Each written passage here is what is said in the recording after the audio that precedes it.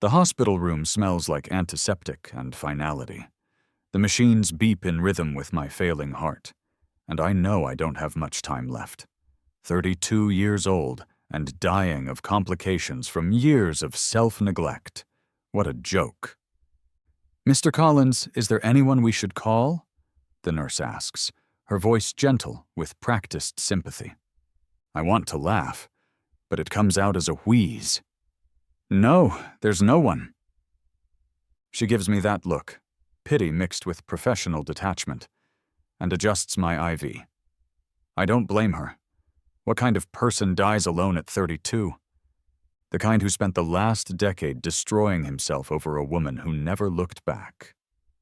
Emma Reeves. Even thinking her name sends a familiar spike of bitterness through me. 10 years ago, she took everything, my work, my reputation, my future, and turned it into her success story. Now she's the celebrated CEO of Prism Tech, and I'm just another bitter failure about to flatline in a hospital bed. The ceiling tiles blur as my vision darkens around the edges. They say your life flashes before your eyes when you die, but all I see are regrets. The app I designed that Emma presented as her own to our investors. The gaslighting as she convinced everyone I was unstable and trying to steal her work. The years I wasted drinking and drifting between dead-end jobs while watching her rise to tech stardom with my creation. The monitor's beeping speeds up, then flatlines into a single tone. Darkness swallows me, and my last thought is that I wish I'd handled everything differently. Then something strange happens. Instead of nothingness, I feel like I'm being pulled backward, falling through time itself. Images flash by too quickly to process, fragments of my life rewinding at impossible speed. I jolt awake with a gasp, disoriented and panicking. The hospital room is gone. I'm in bed, my old bed in my old apartment. Sunlight streams through blinds I haven't owned in years.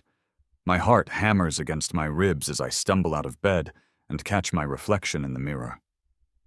The face staring back isn't the haggard, bitter man I've become.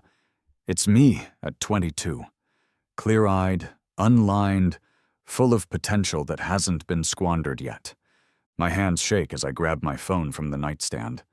The date confirms what I already know is impossible. May 14th, 2015.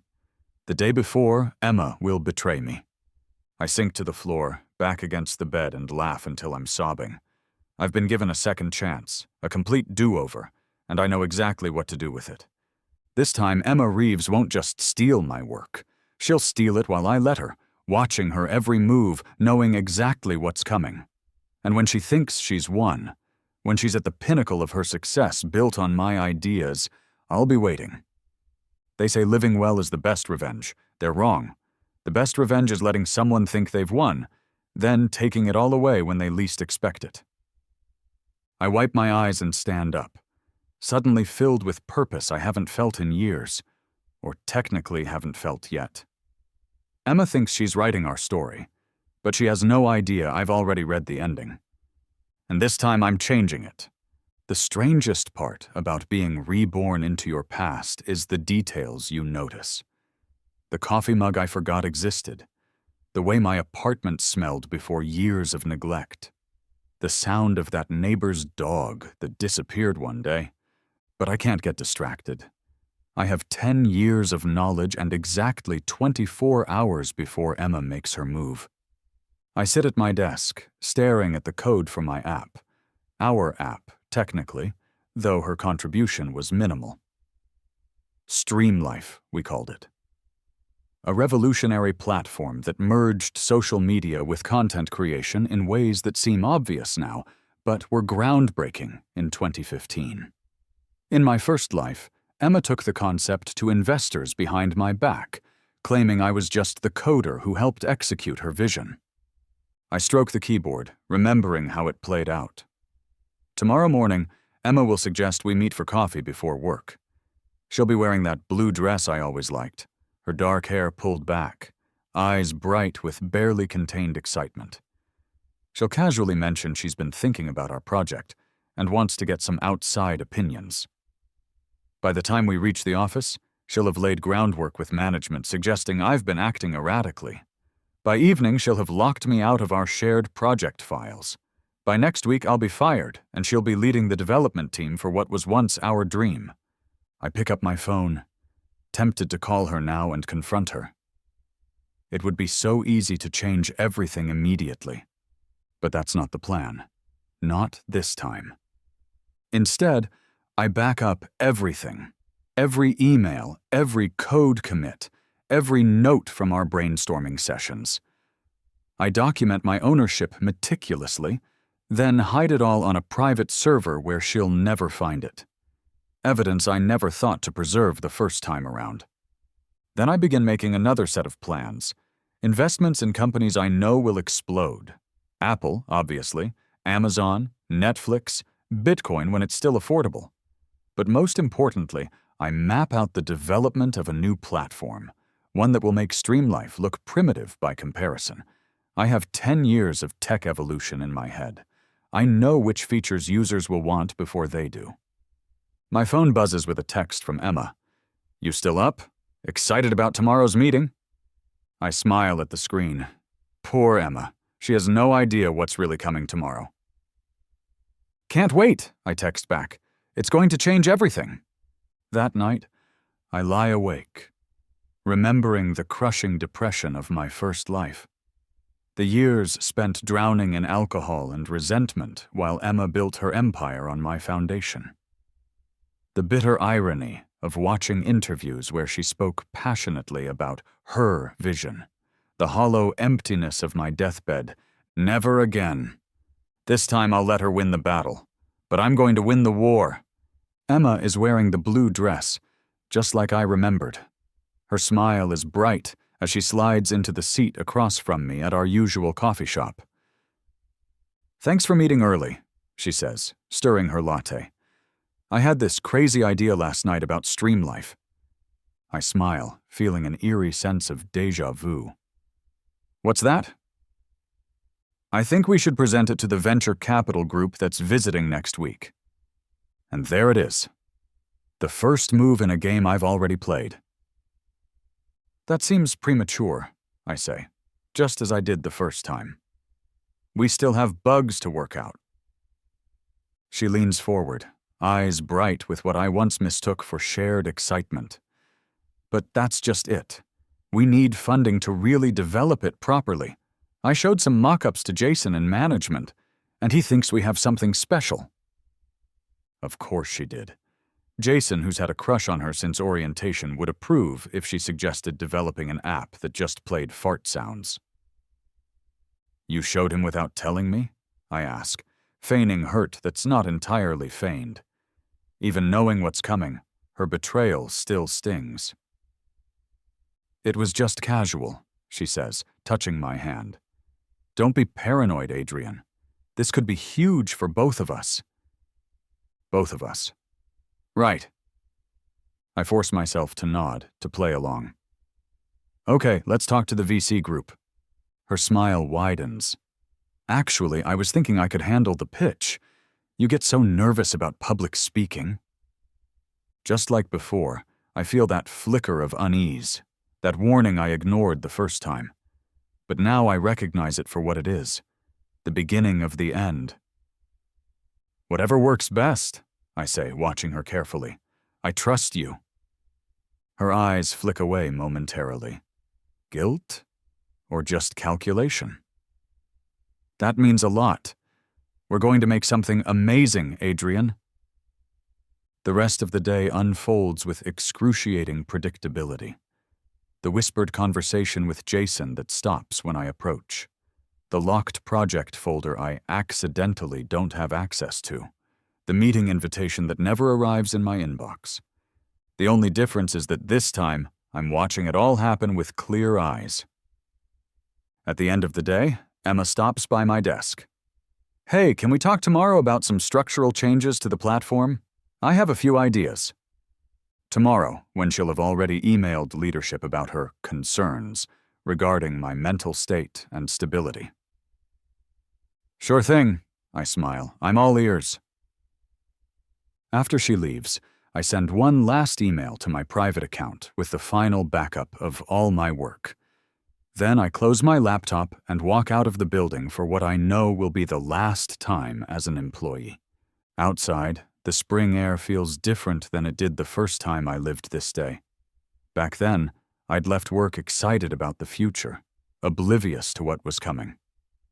Now I leave with a weight lifted, the inevitability of betrayal transformed into the first step of a plan. My phone buzzes with a text from Emma. "Drinks tomorrow to celebrate our big plans?" I text back. Wouldn't miss it. She has no idea that 10 years from now, she'll remember this as the moment everything started to go wrong.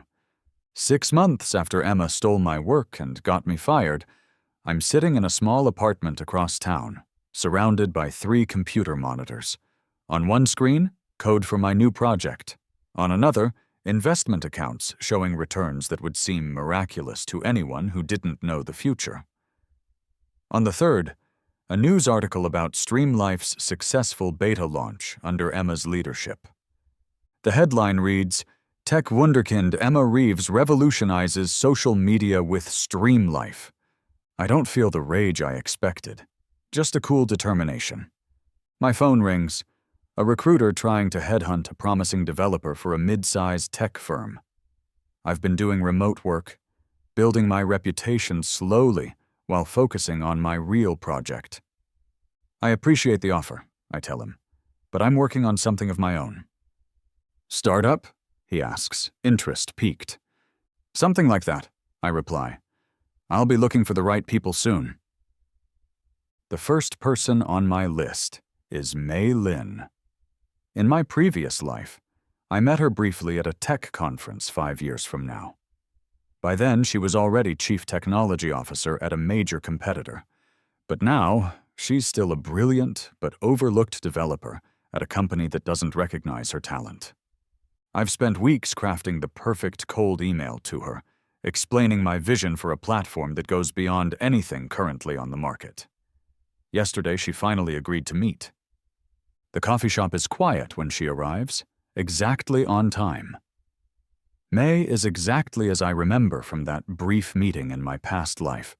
Sharp eyes behind stylish glasses, practical clothes, an air of competence that radiates from her. She's nothing like Emma's calculated charm. "Adrian Collins?" she asks, extending her hand. "Thanks for coming, May. I've followed your work for a while." She raises an eyebrow, clearly surprised. Few people have noticed her contributions. "That's unexpected. Your email was intriguing but vague." I slide a tablet across the table. "This is what I'm building. I need someone who thinks differently." For the next hour, I watch as she scrolls through my plans, her expression shifting from skepticism to interest to something close to excitement. "This is ambitious," she finally says. "Some of these features are years ahead of current platforms." If only she knew why. "I'm offering you ground floor involvement, equal partnership in building something that will make StreamLife obsolete before it even peaks." Her eyes narrow. "StreamLife? You mean Emma Reeves's platform? You've heard of it?" "Of course, it's getting buzz." She studies me. "You worked there, didn't you, before it launched?" I don't bother denying it. "I did more than work there." Understanding dawns on her face. "Ah, so this is about revenge." "This is about building something better," I say, only half lying. "Something that should have existed all along." May considers me for a long moment. "I don't do drama, Adrian. If that's what this is—" "It's business," I interrupt. "The revenge is just a bonus." She surprises me by laughing. "At least you're honest." She taps the tablet. "These predictive algorithms, they're theoretically sound, but implementation will be challenging." "That's why I need you." 2 weeks later, Nexus Innovations has its first official employee besides me. Within 3 months, we've added 4 more, all people who become industry leaders in my original timeline, but who are currently undervalued at their respective companies. Our office is modest, but the work is revolutionary. With my foreknowledge of technological developments and user preference evolutions, we're building something that won't just compete with Streamlife. It will render it obsolete. Meanwhile, Streamlife launches to considerable acclaim. Tech blogs praise Emma's visionary approach and intuitive design, all elements I created. Each night, I return to my apartment and track her success with methodical precision. Each milestone Streamlife hits is a step toward the moment our paths will cross again. I'm no longer bitter. I'm patient. And patience is a virtue Emma Reeves has never possessed. 2 years after my rebirth, my investment portfolio has grown exponentially. Bitcoin alone has made me wealthy enough to fund Nexus innovations without outside investors, though I've strategically accepted some venture capital to establish industry connections. Our offices now occupy a full floor in a downtown building. 30 employees work under my and May's direction, building what we've named the Nexus Platform, an integrated digital environment that will make Streamlife look like primitive technology.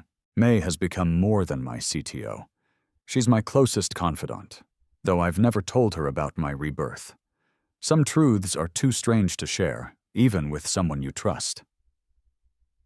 "The integration testing looks good," she says, leaning against my office doorway. "We could be ready for beta in 6 months. I shake my head. 9. We need more time on the predictive algorithms. 9 puts us up against Streamlife's major update.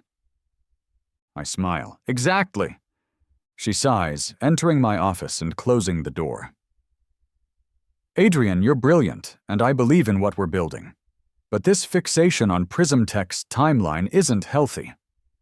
Prism Tech. Emma renamed the company last year as Streamlife's success grew. Another piece of my original timeline falling perfectly into place. It's not fixation, I lie. It's strategy. May sits across from me, her eyes searching mine. I've never asked about what happened between you and Emma Reeves. And I appreciate that. But it's obvious this is personal for you. She gestures toward my secondary monitor, which currently displays Prism Tech's latest press release. You track her every move. I can't explain that I'm not tracking her moves. I'm confirming them against my memories, ensuring the timeline remains consistent enough for my plans. We're building something better, I say instead. That's what matters. May's response is interrupted by my phone. I glance at the screen and feel a jolt of recognition. An email from Emma Reeves. Subject, Reconnecting. Adrian, it's been a while. I've been following Nexus Innovations' progress. Impressive work. Perhaps we should catch up sometime. There might be opportunities for collaboration. Best, Emma. May notices my expression. What is it? I turn the phone so she can read it. Her eyebrows raise. Are you going to respond? I stare at the message, remembering how in my first life, I never became successful enough for Emma to notice me again. This email represents the first significant deviation from my original timeline. The first confirmation that my plan is working. Not yet, I say, setting the phone down. Let her wait. 3 days later, I send a brief, cordial response, suggesting coffee next month when my schedule clears. Professional, distant, but just interested enough to dangle the possibility. Emma replies within minutes. Looking forward to it. That night, I dream of my death in the hospital room. The bitterness, the regret, the emptiness. I wake sweating, momentarily disoriented about which timeline I'm in. The clock reads 3:17 a.m. I reach for my phone and pull up photos of our current project. This is real. This is now. I'm building something that will last, something that matters. And in 7 months, when Nexus platform launches against Streamlife's update, Emma will begin to understand exactly what she awakened when she betrayed me. Nexus platform transforms digital landscape, the headline reads. Startup poised to challenge industry giants. 3 years after my rebirth, our platform launch has exceeded even my ambitious projections. User adoption rates are climbing exponentially, and industry analysts are scrambling to explain how a relatively unknown company produced technology that seems years ahead of the market. I know the answer, of course, but I died and came back with knowledge of the future doesn't make for a good press release. May appears in my doorway, holding a bottle of champagne. "We did it," she says, eyes bright with triumph. "We're just getting started," I reply, but I can't suppress my smile. She enters, setting 2 glasses on my desk. The strategic partnerships team is getting flooded with inquiries, including, she pauses for emphasis, Prism Tech. My smile falters. Emma reached out? Their business development director. May pours the champagne. But it came from the top, I'm sure. I accept the glass she offers. Decline politely, we're not interested. May studies me. You know, at some point, you'll have to tell me what really happened between you two. At some point, I agree, knowing I probably never will. How could I explain that in another life I watched Emma build an empire on my stolen work, then died alone and bitter while she thrived?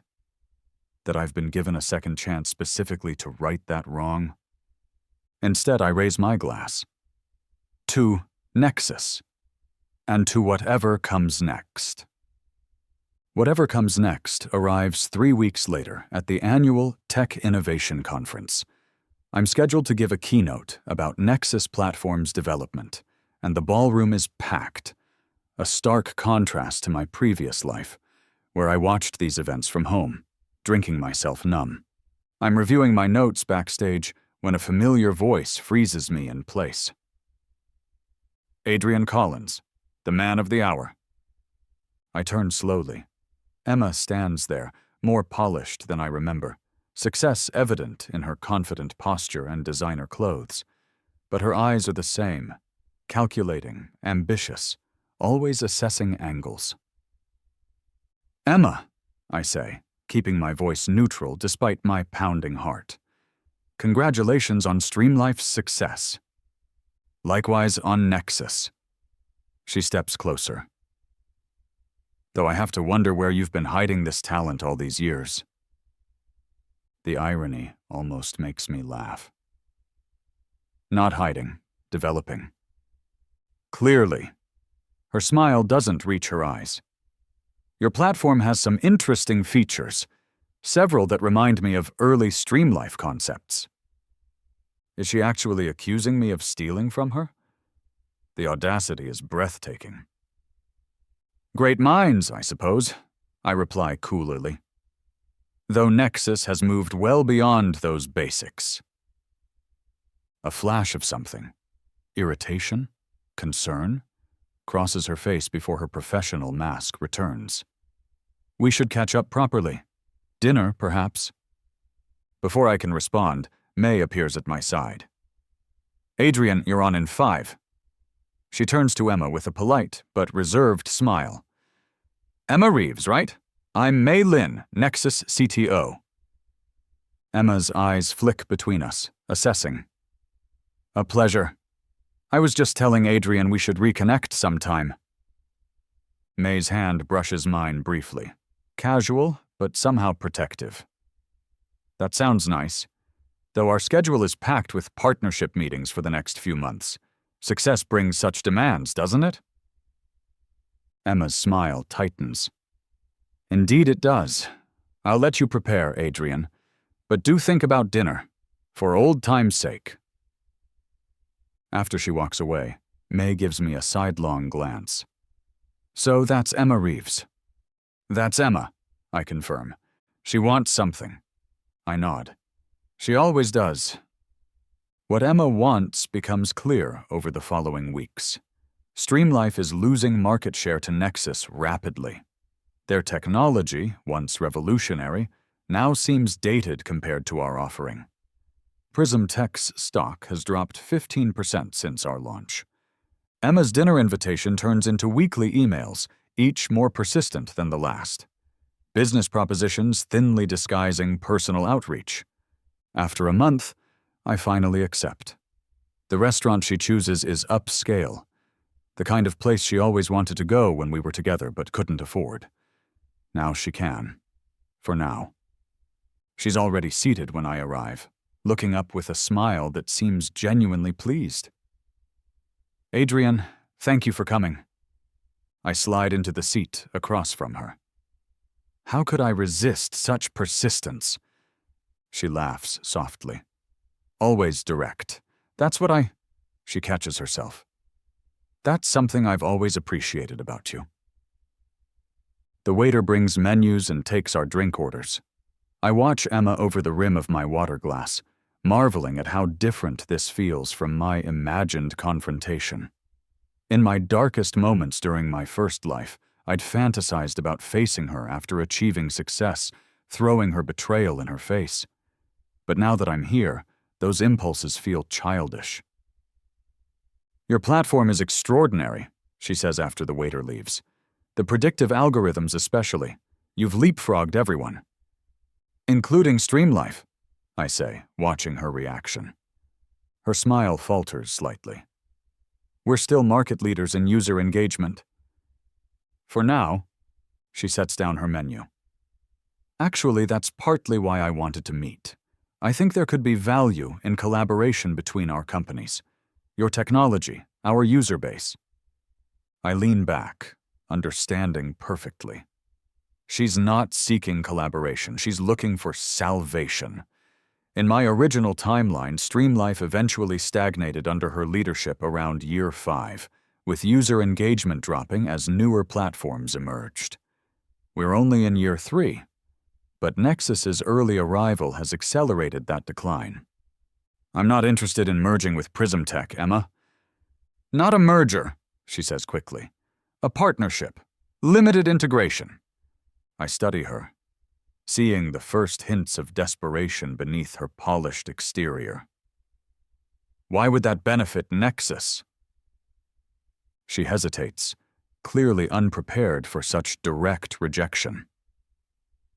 Our established market position, our investor relationships. We're well-funded and growing exponentially, I reply. What we really need is talent, specifically developers who understand our vision. Her eyes narrow slightly as she processes my meaning. I'm not just rejecting her offer, I'm positioning to poach her employees. The waiter returns with our drinks, and Emma takes a long sip of her wine before responding. You've changed, Adrian. I smile. We all have. No, she says, studying me. It's more than that. You're different, confident, driven. Success does that. She shakes her head. It's like you knew exactly what you were building toward, like you could see the future. If only she knew how right she is. Just good planning, I say, raising my glass. To old friends and new beginnings.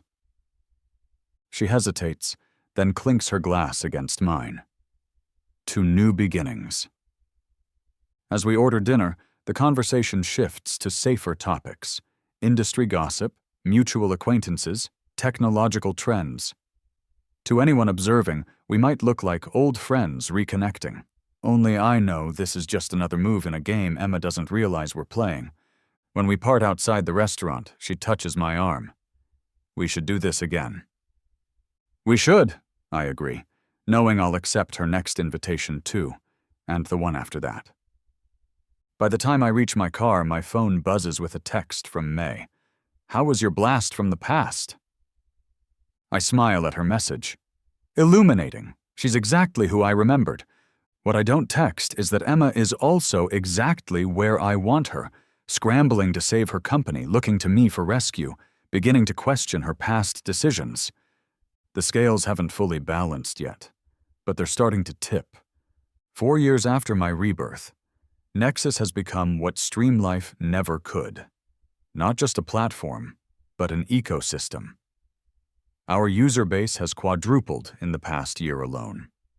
Prism Tech, meanwhile, has had 2 rounds of layoffs and is struggling to maintain relevance. Emma and I have settled into a strange rhythm: monthly dinners, occasional industry events, increasingly frequent text exchanges. To outside observers, we've reconciled whatever past differences existed. Some even speculate we're dating again. We're not. But I don't correct the rumors. Neither does Emma. Tonight we're at another restaurant, this one overlooking the city. Emma looks tired despite her careful makeup. The strain of watching her company slowly sink is taking its toll.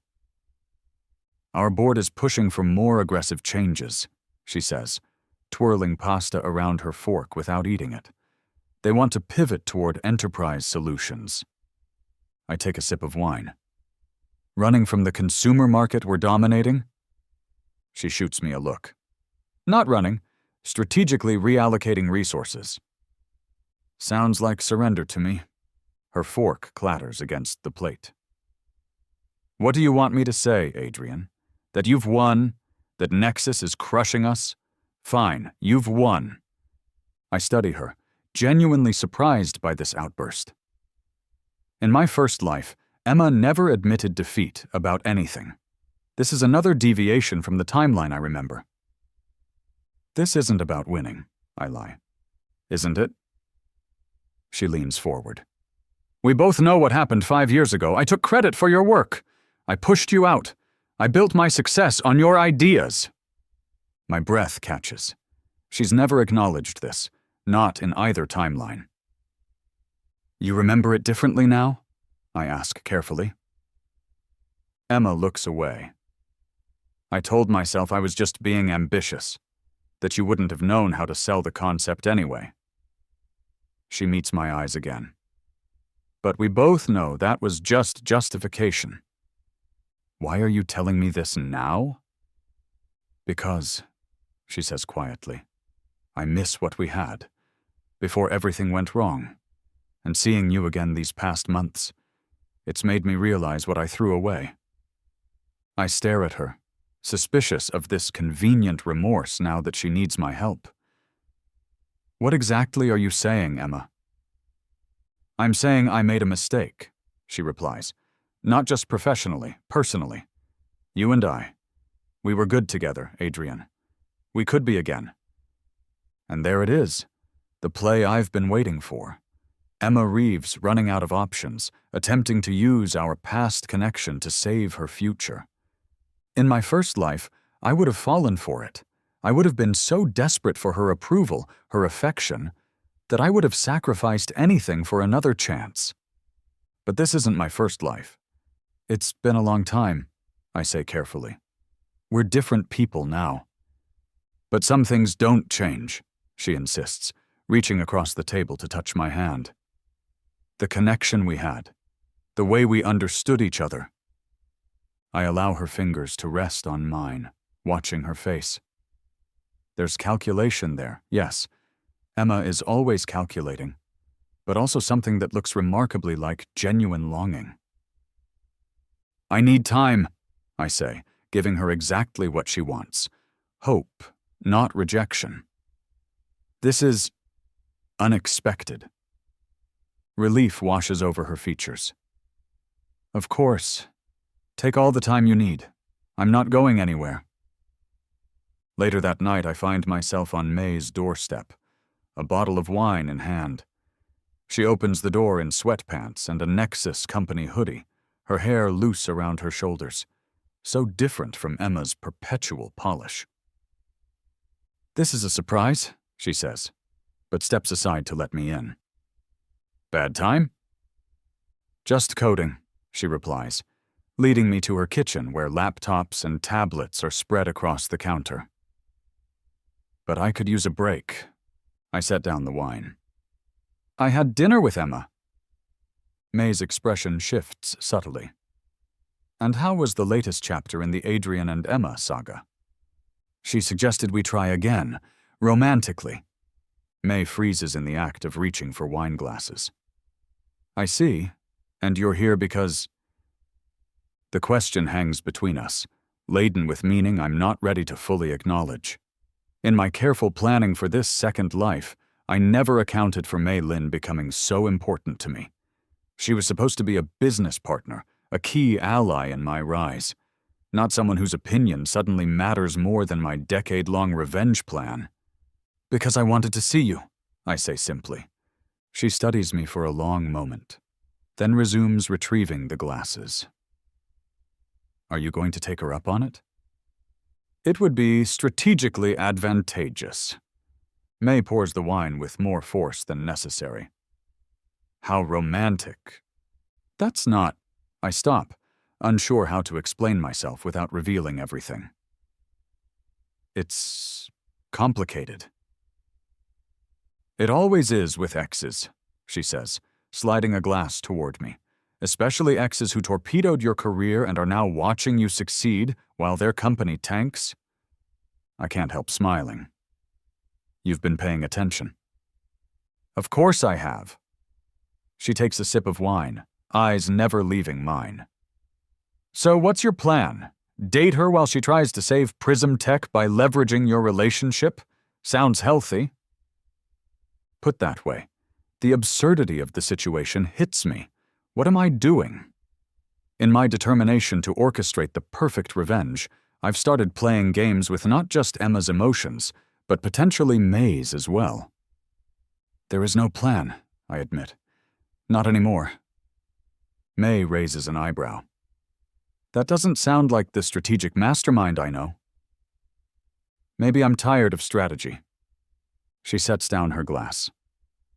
Adrian, since the day we met, everything you've done has been calculated.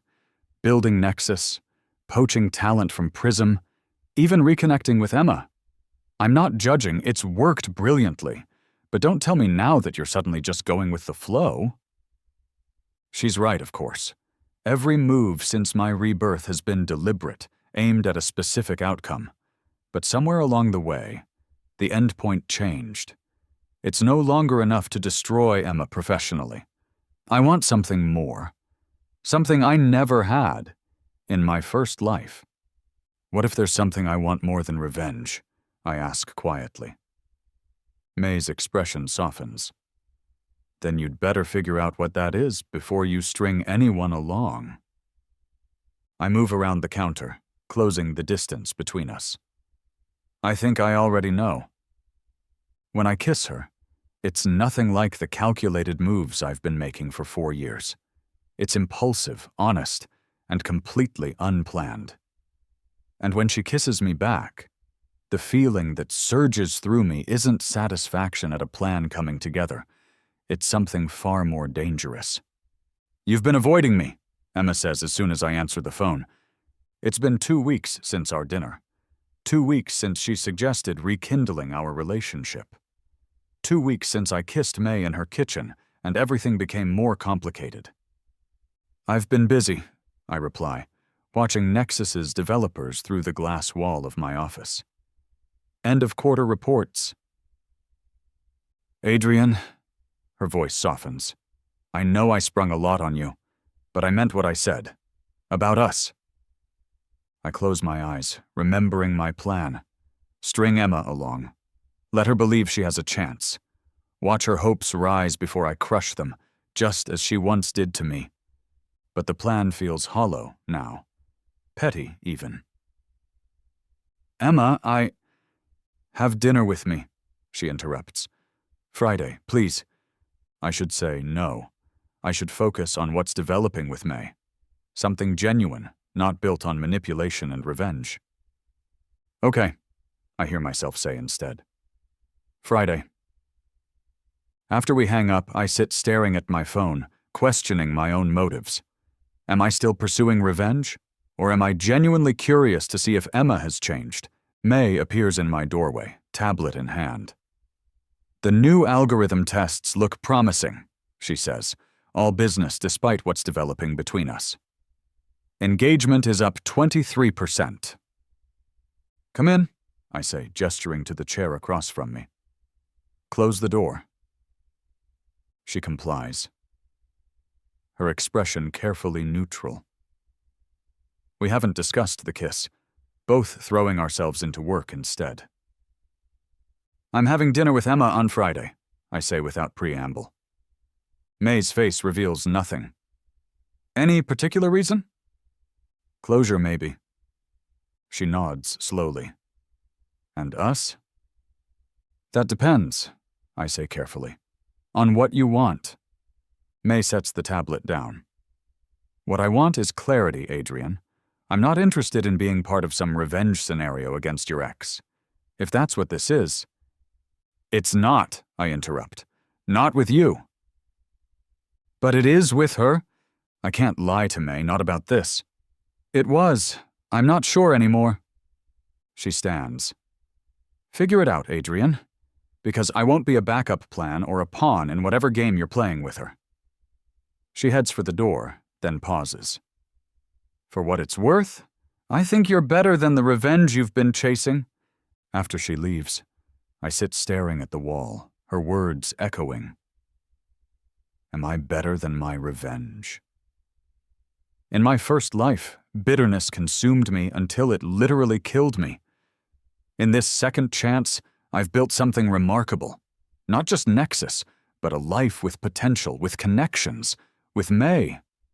Yet I still can't let go of making Emma pay. Friday arrives, and I meet Emma at an exclusive restaurant overlooking the bay. She's wearing a dress I recognize, the same one she wore the night we celebrated the initial concept for Stream Life, before everything fell apart. You look thoughtful, she says after we order. Just reminiscing, I reply. That dress, you wore it the night we finalized the Stream Life concept. She looks pleased. You remember... I remember everything, Emma. A shadow crosses her face. Including the bad parts, I'm sure. Especially those... She reaches for her wine glass. I've been thinking about what I'd say if you gave me another chance, how I'd explain what I did. And? There's no good explanation, she admits. I was ambitious and ruthless, and I saw an opportunity. I told myself you wouldn't fight for it anyway, that you were too passive, that I deserved it more. She looks directly at me. I was wrong. Yes, I say simply. You were... She leans forward. But look at what you've built now, Adrian. Nexus is everything Stream Life could have been and more. Maybe what I did was terrible, but it led you here. I almost laugh at the irony. She's right, but not in the way she thinks. Her betrayal didn't make me stronger in my first life. It destroyed me. It's only in this second chance, with foreknowledge and planning, that I've turned it to my advantage. Nexus isn't because of you, I say. It's despite you. She flinches but recovers quickly. Fair enough, but we're both here now. Couldn't we try again, knowing what we know now? I've changed, Adrian. I'm not that person anymore. Has she changed? Or is she just desperate as her company falters? What exactly are you proposing, Emma? Personally? Professionally? Both, she says without hesitation. I still have feelings for you. I think I always have. And yes, Prism Tech is struggling, I won't deny it. But together we could build something even greater than Nexus. My business connections, your technical vision. And there it is. The truth beneath her sudden remorse and romantic overtures. She wants a lifeline for her sinking company. I need time, I say, giving her neither rejection nor acceptance. This is a lot to process. She nods eagerly. Of course, take all the time you need. The rest of dinner passes with lighter conversation, but her eyes never lose that hopeful gleam. When we part, she kisses my cheek, lingering just a moment too long. I've missed you, she whispers, more than you know. I watch her walk to her car, feeling strangely hollow. This was supposed to be satisfying. Seeing her vulnerable, needing me after years of thriving on what she stole. Instead, it just feels empty. That night, I find myself outside May's apartment again. When she opens the door, her expression is guarded. "I figured out what I want," I say without preamble. She leans against the doorframe. "And what's that?" "Something real. Something not based on the past." Her eyes search mine. "With me?" "With you." She steps back, letting me in. "And Emma?" "Is part of a life I'm ready to leave behind." The words feel true as I say them. Whatever closure I need with Emma, it won't come from drawing out her hope only to crush it. That's the old Adrian, the one who died bitter and alone. May takes my hand, leading me inside. "Prove it." Weeks pass, and my relationship with May deepens into something I never experienced in my first life. Where Emma and I were always competing, even before her betrayal, May and I complement each other. Her logical approach balances my sometimes obsessive focus. Her calm steadies my lingering anger. Meanwhile, Emma continues her campaign to win me back. Texts, emails, casual run-ins at industry events that seem too frequent to be coincidental. I keep our interactions cordial but distant, ignoring her increasingly transparent attempts to discuss Prism Tech's future.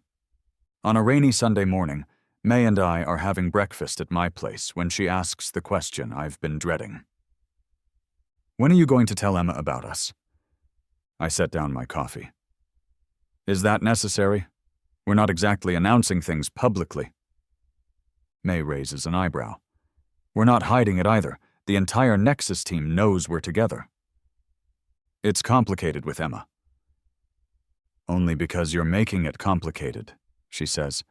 "You say you've moved on, but you're still playing her game." She's right, and we both know it. Despite my growing feelings for May, I haven't fully let go of my revenge plan. Part of me still wants to see Emma's face when she realizes she's lost everything. Not just her company, but any chance with me as well. "I'll tell her," I promise. "Soon." May studies me with those perceptive eyes that seem to see straight through my defenses. "Adrian, I need to know that I'm not just part of some elaborate scheme to hurt your ex." "You're not," I say firmly. "What I feel for you is real." "Then prove it," she challenges, "because from where I'm sitting, it looks like you're keeping your options open." Her words hit home. Despite everything, am I still letting Emma control my life? Still making decisions based on a decade-old betrayal rather than the future I want to build? That night, after May leaves, I find myself staring at the drawer where I've kept a small velvet box for the past week. Inside is a ring I originally bought as part of my plan. A prop for the final act of my revenge, where I would devastate Emma by revealing I was engaged to someone else all along. But somewhere along the way, the ring became something else. Something genuine. I take it out, opening the box to study the elegant solitaire. It's not a prop anymore. It's a promise I want to make. The next morning, I take May to the botanical gardens. As we walk among the flowers, I find myself more nervous than I've been since my rebirth. "You're unusually quiet," she notes, as we stop by a reflecting pool. "I've been thinking," I say, turning to face her, "about what you said yesterday, about proving what I feel for you is real." Her expression turns cautious. "And?" I take the box from my pocket, opening it as I drop to one knee. "May Lynn? Will you marry me?" Her eyes widen in surprise, then narrow with suspicion. "Adrian, if this is about proving something to Emma—" "It's about us," I interrupt. "About the future I want. With you." She studies my face, searching for any hint of calculation or hidden agenda. What she sees must satisfy her, because slowly a smile spreads across her face. "Yes," she says simply, "but only if you promise me one thing." "Anything." "That you'll finally let go of the past, completely?" I slip the ring onto her finger. "I promise." As I stand to kiss her, I mean it. I'm ready to move forward, to focus on building a life with May rather than destroying Emma. But when May suggests we announce our engagement publicly, I hesitate. "Not yet," I say. "I want to tell Emma personally before she hears it elsewhere." May's smile falters slightly, but she nods. "That's fair, just don't take too long." A week passes, then another. Despite multiple opportunities, I don't tell Emma about my engagement. I tell myself I'm waiting for the right moment, but the truth is more complex. After 5 years of planning my revenge, I can't seem to let go of the final act. Then Emma calls with news that changes everything. "I've been invited to speak at the Innovation Leadership Gala next month," she says, excitement evident in her voice. "And I pulled some strings to get you an invitation, too." The gala, the most prestigious event in our industry, attended by everyone who matters in tech. In my first life, I watched it live-streamed from my apartment, drinking myself numb as Emma accepted an Innovator of the Year award for Stream Life. "That's impressive," I say carefully. "It's the perfect opportunity, Adrian. For us. For our future." Her voice lowers. "I've been thinking about what you said, about needing time. I understand, but I'm ready to make a big change in my life, and I want you to be part of it." Alarm bells ring in my head. "What kind of change?" "You'll see at the gala," she says cryptically. "Just promise you'll be there." After we hang up, I sit staring at my phone, a sick feeling growing in my stomach. Emma's planning something public, something that involves me. And given her increasingly desperate attempts to win me back, I can guess what it might be. I should tell her now about May, about our engagement. End this charade before it goes any further. Instead, I call May.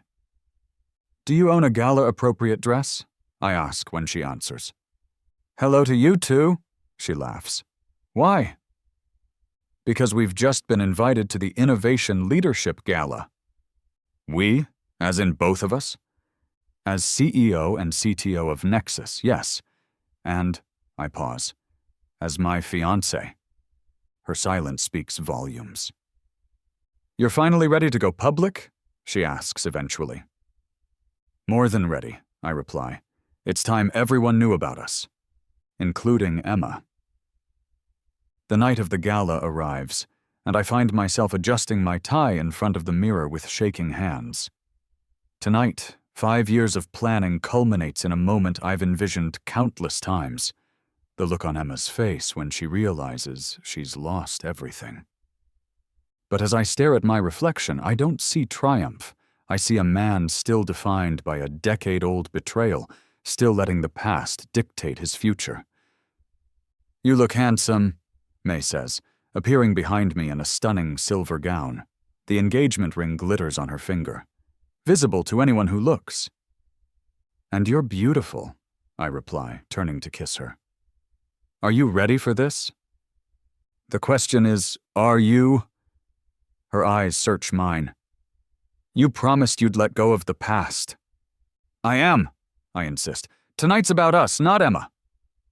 She doesn't look convinced, but takes my arm as we head for the door. The gala is everything I imagined during those bitter nights in my first life. Glamorous, exclusive, filled with the tech elite I once watched from afar. Now I move among them as an equal, turning heads as May and I enter the ballroom. Emma spots us immediately, her eyes widening at the sight of us together. She's wearing a striking red dress, her dark hair swept up elegantly. She excuses herself from a group of investors and makes her way toward us. "Adrian, you made it!" Her smile falters as she registers May beside me. "And May, I didn't realize you were coming too." "Last-minute decision," I say smoothly. "You remember my CTO?" "Of course," Emma replies, her eyes dropping to where May's hand rests on my arm. The ring is clearly visible. For a moment, I see it. The flash of shock and hurt I've been waiting years to witness. It's gone in an instant, replaced by her professional mask, but I caught it. The beginning of her fall. "Congratulations," she says, her voice tight. "This is unexpected." "Thank you," May replies, squeezing my arm. "We're very happy." Emma forces a smile. "I'm sure you are. If you'll excuse me, I need to check on something before my speech." As she walks away, May turns to me. "That seemed important to you." I can't deny it. Did it feel as good as you hoped? I open my mouth to say yes, but the truth slips out instead. "No, it felt hollow." May's expression softens. Maybe because revenge usually is. Before I can respond, the event host takes the stage, welcoming everyone to the gala. I guide May to our table, my mind racing. The hollow feeling persists, growing stronger as I watch Emma circulating the room, her smile fixed but her eyes distant. This isn't how it was supposed to feel. In my imagination, this moment was triumphant, the culmination of years of planning and patience. Instead, I feel increasingly uneasy, questioning everything I've worked toward. Dinner passes in a blur of conversation and networking. May shines beside me, impressing everyone she meets. I should be focused on her, on our future, but my eyes keep drifting to Emma, who seems uncharacteristically nervous. Finally, after the main course is cleared, the host returns to introduce the speakers. "Our first presenter tonight needs no introduction," he announces. "The visionary behind Streamlife and CEO of Prism Tech, Emma Reeves."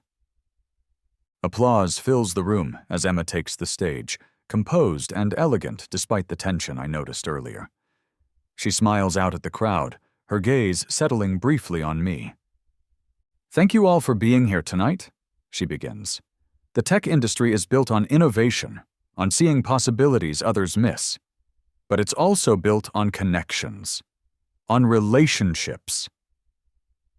My unease deepens. This doesn't sound like a standard industry speech. "5 years ago, I made a terrible mistake," Emma continues. "I betrayed someone I cared about deeply, someone whose brilliance and vision I recognized but failed to honor properly." The room goes quiet, attention fixed on this unexpected confession. Beside me, May stiffens. "That person is here tonight," Emma says, her eyes finding mine.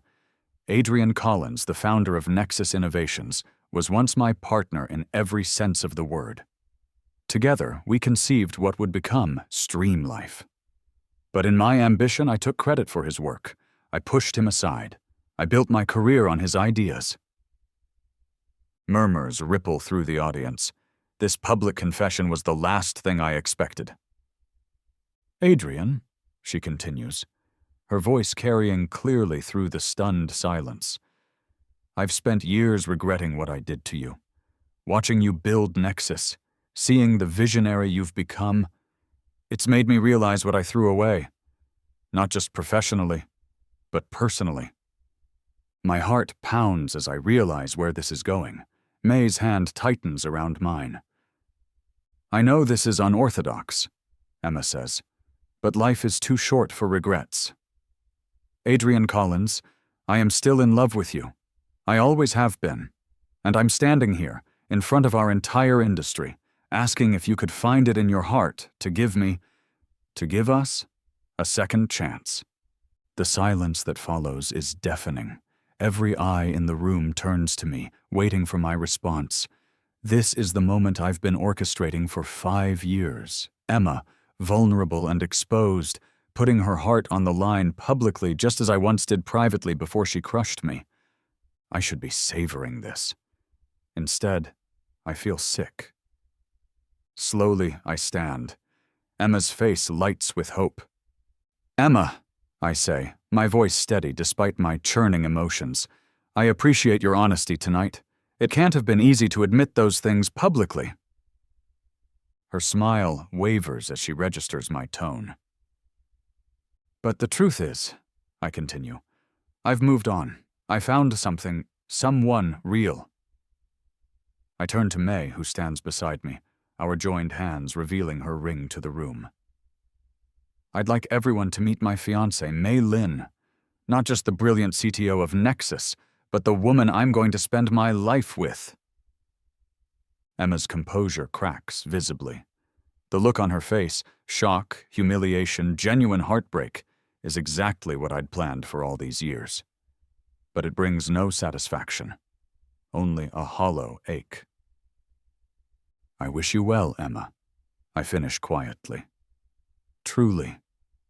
As I lead May from the ballroom, whispers erupt behind us. Emma remains on stage, frozen in a moment of public rejection that will undoubtedly circulate through industry gossip channels by morning. Outside, in the cool night air, May turns to me. "You knew, didn't you? You knew she was going to do that." I can't lie to her. "I suspected, and you let it happen.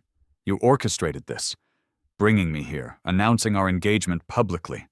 This was your plan all along." "May." "Don't." She steps back. "I thought this ring meant something real, that we were building a future together. But I'm just the final piece in your revenge against Emma, aren't I?" "No," I insist, reaching for her. "What I feel for you is real. Yes, I wanted Emma to know I'd moved on, but you didn't tell her about us until tonight. You let her believe she had a chance." May's eyes fill with tears. "You let me believe I wasn't part of some elaborate payback scheme." "It started that way," I admit, "but it changed. We changed." May looks down at her ring, then back at me. "Did we? Because from where I'm standing, it looks like you're still the man who's been plotting revenge for years, and I'm not sure that's who I agreed to marry." She slips the ring from her finger and places it in my palm. "When you figure out who you really want to be, Adrian, let me know. Until then, I think we both need some space." As I watch her walk away, the triumph I'd anticipated for so long crumbles to ash.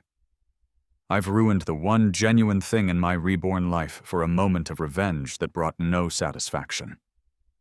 In trying to avoid my bitter end, I've taken the first step toward repeating it. By morning, the industry is buzzing with news of Emma's public confession and my subsequent rejection. Tech blogs run sensational headlines. "Prism Tech CEO's gala confession ends in humiliation," and "Love Triangle rocks." Tech elite, Reeves, Collins, and Lin. May hasn't returned my calls. Emma has disappeared completely, canceled meetings, social media silence. Prism Tech's stock drops another 12% amid rumors their CEO has had a breakdown. I sit in my office, staring at May's ring on my desk, wondering how I got here again, alone, despite all my careful planning. The bitter irony isn't lost on me. In my quest to avoid my first life's lonely end, I've engineered the same outcome through different means. My phone buzzes with a text from Jason, Emma's longtime VP who once helped her push me out. "Emma's gone MIA. Board's calling emergency meeting. Thought you should know." I set the phone down, unsurprised. In my first life, I spiraled after Emma's betrayal. Now she's doing the same after my public rejection. The symmetry would be satisfying if I didn't feel so hollow. A knock at my door interrupts my thoughts. It's May's assistant. "Miss Lin asked me to bring you these," she says, setting a stack of files on my desk. The quarterly projections you requested. Is she in today? I ask, trying to sound casual. She's working remotely. After the assistant leaves, I flip through the files, impeccably prepared, like everything May does. She's professional even in her hurt. I should be focused on Nexus, on the empire I've built in this second chance at life. Instead, all I can think about is the look in May's eyes when she returned the ring, the hurt, the disappointment, the realization that I wasn't the man she thought I was. And she's right. Despite all my promises to move forward, I've remained trapped in a cycle of revenge that's cost me the one person who saw beyond my past. My phone rings, an unknown number. Adrian Collins, I answer. Mr. Collins, this is Patricia Wells from San Francisco General. We have an Emma Reeves here. You're listed as her emergency contact. My blood runs cold. What happened? She was found unresponsive in her apartment this morning. Prescription medication overdose. Is she? She's stable, the nurse assures me. But she's asking for you. 20 minutes later, I'm in a hospital room that's eerily similar to the one where I died in my first life. Emma lies pale against white sheets, an IV in her arm, looking smaller than I've ever seen her. You came, she says when she notices me, her voice raspy. Of course I did. I take the chair beside her bed. What happened, Emma? She looks away. Accident, sleeping pills and wine don't mix. We both know it wasn't an accident. The company's imploding, she continues tonelessly. The board called an emergency meeting for tomorrow. After my performance at the gala, they have cause to remove me. The familiar surge of satisfaction I expect doesn't come. Instead, I feel a strange empathy, the recognition of patterns repeating. In my first life, I lost everything after Emma's betrayal. Now she's losing everything after my rejection. I'm sorry, I say, surprising us both. Emma turns to me, eyes searching mine. For what? For letting you believe there was a chance for us. I knew how you felt, and I encouraged it. She studies me for a long moment. Why? The question hangs between us, demanding truth. And suddenly I'm tired of the games, the calculations, the careful manipulations that have defined my second chance. Because I wanted revenge, I admit, for what you did 5 years ago, for stealing my work and pushing me out. Her eyes widen. You knew I was going to make that speech at the gala. I suspected. And you brought your fiancé deliberately, to humiliate me. I nod slowly. Yes? Emma closes her eyes. I deserve that. No, I say, the word surprising me. You deserved honesty, not this. She looks at me again, tears forming. I really did love you, Adrian. Then and now. That wasn't strategy. I know. And somehow I do know. Emma is calculating, ambitious, capable of betrayal. But her feelings for me were real. In both lives. We sit in silence, the beeping of hospital monitors a grim reminder of where paths of bitterness lead. In my first life, it led me to a lonely death. In this one, it's led Emma to a hospital bed, and me to the brink of losing May. What happens now? Emma finally asks. I've been asking myself the same question since the gala. What happens now that my grand revenge plan has played out and left me feeling empty? What happens to the future I'd begun to envision with May? I don't know, I answer honestly. But I think we both need to let go of the past. After leaving the hospital, I drive aimlessly, my thoughts circling back to May and what I've lost through my obsession with revenge. I end up at the botanical gardens where I proposed, where I made promises I didn't fully intend to keep. As I walk among the flowers, I remember my death in my first life. The regret, the bitterness, the loneliness. I was given a second chance, and I've spent it orchestrating a revenge that's left me right back where I started. My phone buzzes. A news alert. Prism Tech Board accelerates leadership change. CEO Emma Reeves steps down. The announcement includes a brief statement from Emma citing personal reasons and health concerns. 5 years of planning, and I've finally gotten exactly what I wanted. Emma has lost everything. Her company, her reputation, her dignity. I've won. So why does it feel like I've lost? The answer comes to me with sudden clarity. Because I have. In focusing so completely on destroying Emma, I've destroyed the best parts of myself. The parts May saw and loved despite my flaws. I dial May's number, half expecting her to ignore the call.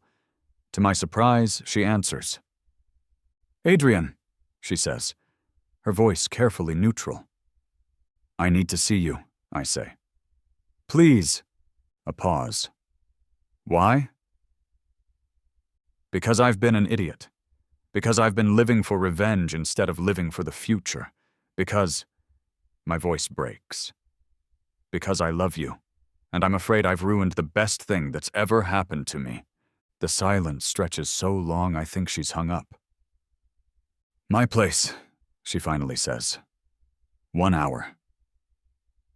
As I drive to May's apartment, I prepare what I'll say, how I'll explain everything, including the truth about my rebirth that I've never shared with anyone. It sounds insane, I know. But if there's anyone who might believe me, it's May. And even if she doesn't, I owe her the truth. May opens her door, looking tired but composed. She's changed from her work clothes into a simple t-shirt and jeans, her hair pulled back in a loose ponytail. Even in casual clothes, she takes my breath away. "Thank you for seeing me," I say as she lets me in. Her apartment is exactly as I remember.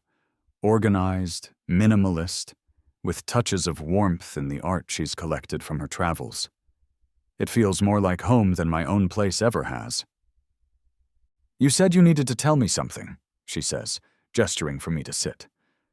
I take a deep breath. What I'm about to say is going to sound crazy, but I need you to hear me out completely before you respond. She nods, her expression guarded. 10 years from now, I die," I begin. "Alone, bitter, alcoholic, my career in ruins. All because of what Emma did, stealing my work, destroying my reputation, building her success on my ideas while I spiraled downward." May's eyebrows raise, but she remained silent as promised. "Somehow, I don't know how or why, I was given a second chance. I woke up 10 years in the past, the day before Emma's betrayal, with complete knowledge of the future." I watch her face carefully, expecting disbelief. Instead, I see thoughtful consideration. "I had a choice," I continue. "Stop her betrayal or let it happen, but prepare for it. I chose the second option. I backed up evidence of my work. I invested in companies I knew would succeed. I built Nexus specifically to outperform Streamlife. Everything, every decision, every move was calculated toward one goal: watching Emma lose everything, just as I once did." I pause, gathering courage for the hardest part. "Including you. When I approached you about joining Nexus, it was because I knew from my first life how brilliant you would become. You were a strategic recruitment, a necessary piece in my revenge plan." Pain flashes across her face, but she maintains her silence. "But then something happened that I never accounted for. Something that never occurred in my first life. I fell in love with you. Genuinely, completely. And suddenly my revenge didn't matter as much. You did." I lean forward, willing her to believe me. "The proposal was real, May. My feelings for you are real. But I couldn't let go of my plan, not completely, not until I saw what it had cost me." I pull the ring from my pocket, setting it on the coffee table between us. "I don't expect you to believe me. It sounds impossible. But it's the truth, and I needed you to know everything before you decide if there's any chance for us. May is quiet for a long time, studying me. I wait, my heart pounding for her judgment. When we first met, she finally says, you knew things about me you shouldn't have known. Professional details I hadn't made public. Preferences I'd never mentioned. I nod. From my first life. And your market predictions, they've been uncanny, almost impossibly accurate. Future knowledge, I confirm. She picks up the ring, turning it over in her fingers. I should think you're completely insane. But strangely, it makes sense. There's always been something about you, Adrian, like you were operating with a different set of information than everyone else. She meets my eyes. Did you ever consider that your rebirth wasn't about revenge but redemption? The question hits me with unexpected force. What do you mean, Think about it. You're given a second chance, and you use it to orchestrate the same bitterness that destroyed you the first time? What kind of second chance is that? I've never considered it from that angle, that my rebirth might have been for something greater than settling old scores. I went to see Emma today, I say quietly. She's in the hospital. Overdose. May's eyes widen. Is she okay? Physically, yes, but she's lost everything. Her company, her reputation, just like I wanted. I look down at my hands. Except it feels hollow, empty. All I can think about is how I almost ruined the one real thing in my life because I couldn't let go of the past. And what's the one real thing? May asks softly. You. I meet her gaze. Us. She studies me for a long moment, then slowly slides the ring back onto her finger. If we do this, if we try again, I need to know that your revenge plan is truly over. Not just with Emma, but with the person you've been since your rebirth. I need to know you're ready to live for the future, not the past. I am, I promise. And for the first time since waking up in my 22-year-old body, I truly mean it. No more games, no more revenge. Just us, building something real together. May leans forward, her hand finding mine. Then tell me what happens next in this second life of yours. I smile, feeling a weight lifting. I have no idea, and that's the best part. That night, as May sleeps beside me, I make a decision. There's one more thing I need to do to truly close the circle. The next morning, I head to Emma's apartment. Her assistant is surprised to see me, but lets me in when I explain that Emma is expecting me, a small lie for a greater purpose. I find Emma in her living room, surrounded by half-packed boxes. She looks up, startled. Adrian, what are you doing here? I came to check on you, I say. And to talk.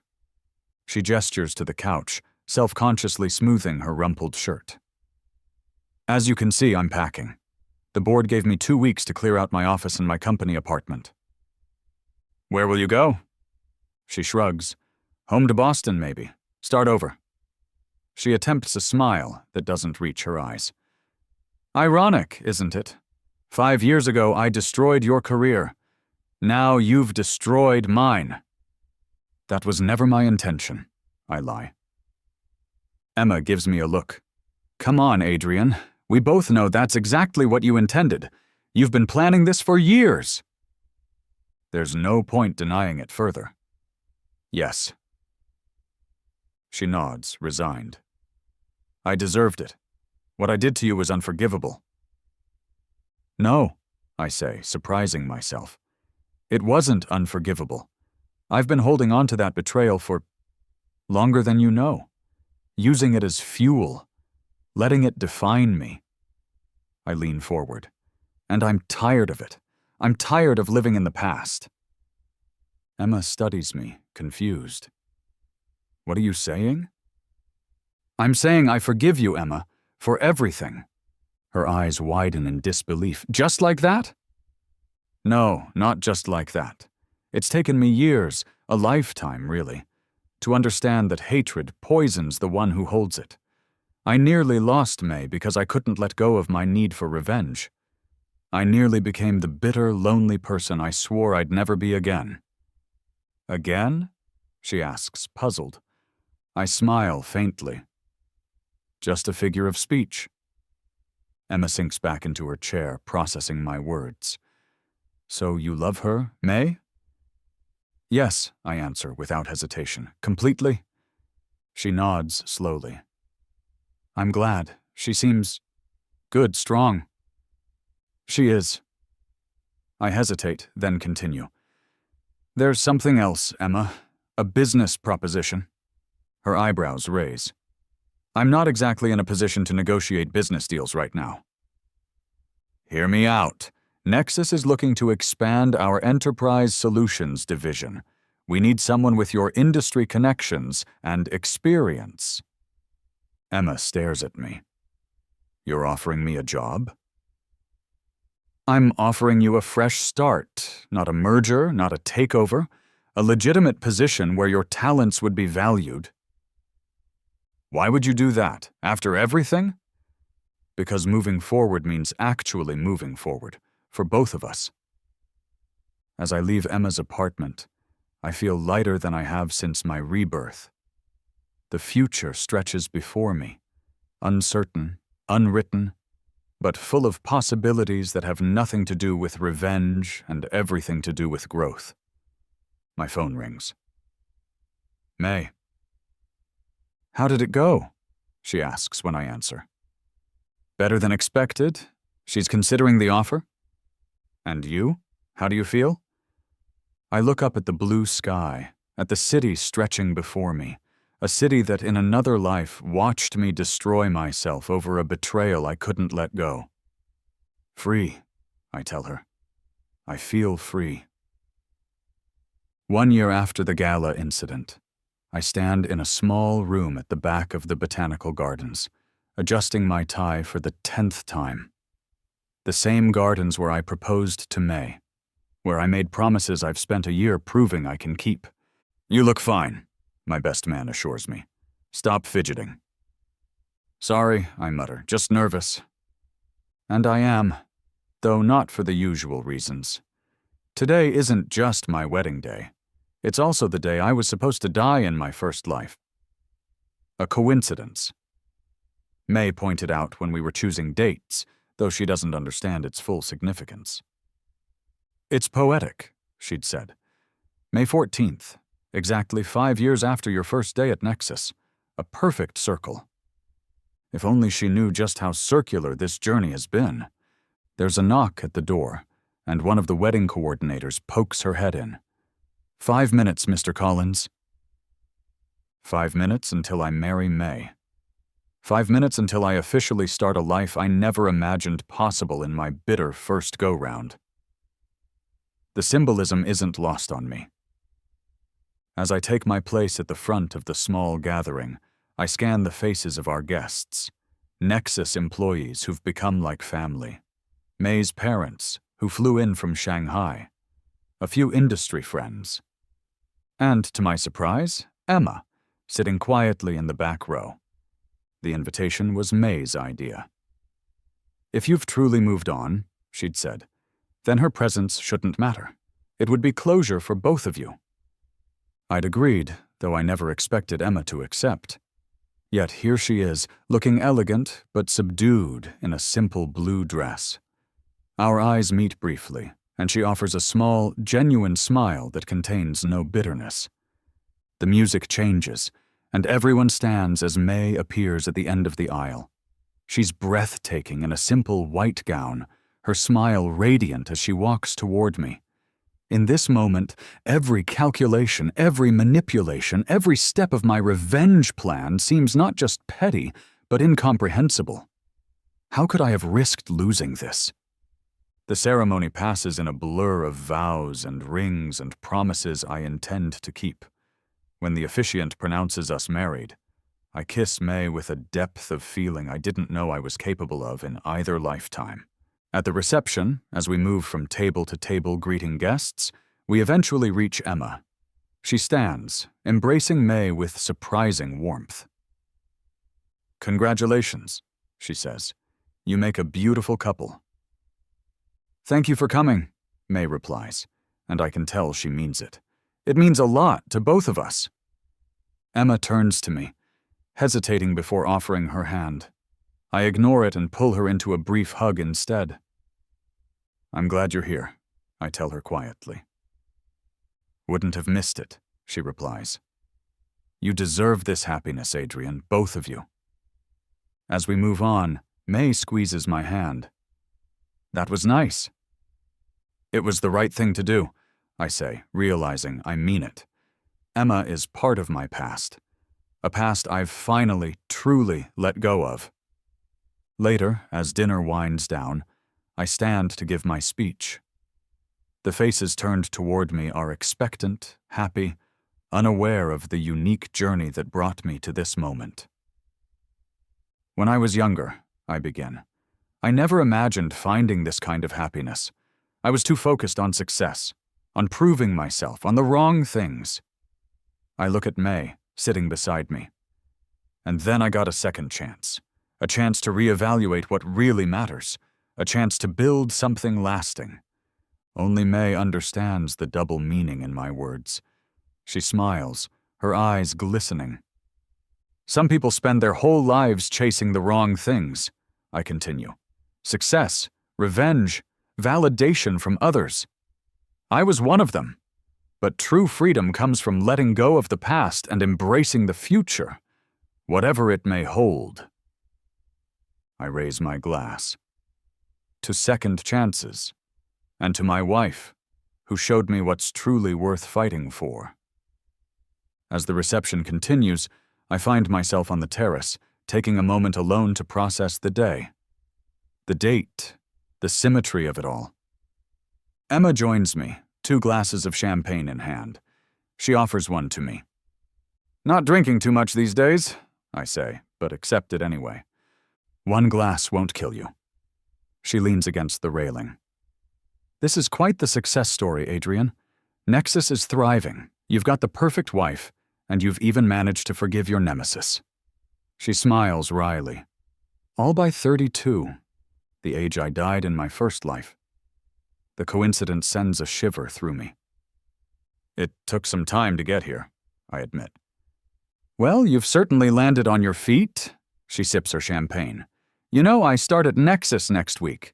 Still can't believe you convinced your board to approve hiring me." "You're the best person for the job. The past is the past." She studies me. "You've changed, Adrian. There's a depth to you now that wasn't there before." She shakes her head. "I sense that you understand things the rest of us don't." If only she knew how right she is. "I just learned what's important," I reply. Finally. May finds us a few minutes later, joining our small circle without hesitation. What should be awkward, bride, groom, and his ex who once publicly confessed her love for him, somehow isn't. "Your enterprise division is in good hands with this one," I tell May, nodding toward Emma. "She'll have clients lining up in no time." May smiles. "I know, that's why I supported hiring her." She turns to Emma. "Fresh starts all around." Emma raises her glass. "To fresh starts." As the 3 of us toast under the stars, I marvel at the strange turns life takes. In my first life, this date marked my bitter end. In this one, it marks my true beginning. Later, as May and I share our first dance, she leans close to whisper in my ear. "Happy?" she asks. I hold her tighter, infinitely grateful for this second chance, not at revenge but at living. More than I ever thought possible.